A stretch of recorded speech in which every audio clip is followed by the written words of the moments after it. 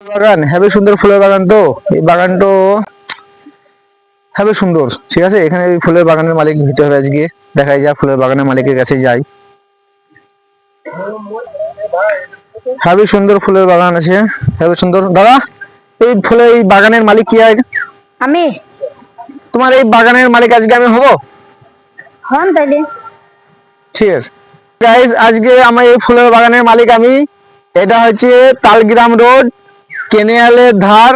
এদিকে গয়সাবাদ শেরপুর তালগ্রাম যাওয়া হয়, এই রাস্তার মধ্যে এই ফুলের বাগানটা। এখানে ফুল বিক্রি হয়, সমস্ত রকম চারা গাছ নিয়ে যাবেন। চারা যে যেখানে দরকার হবে আপনারা আসবেন, এসে এখান থেকে সমস্ত চারা পাওয়া যায় এবং এখানে সাবসিডিও দিবে।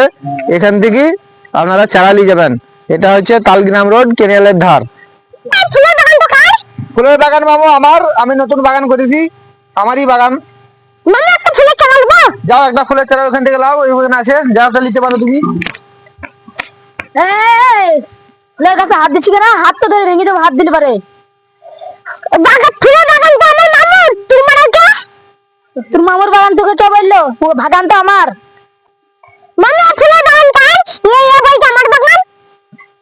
ও বলছে আমার বাগান? হ্যাঁ, একদিন বললাম যে ফুলের বাগানের মালিক হয়ে পেস্ট্রি পাংচার করে দিল তো আমার। আলাই হ্যাঁ।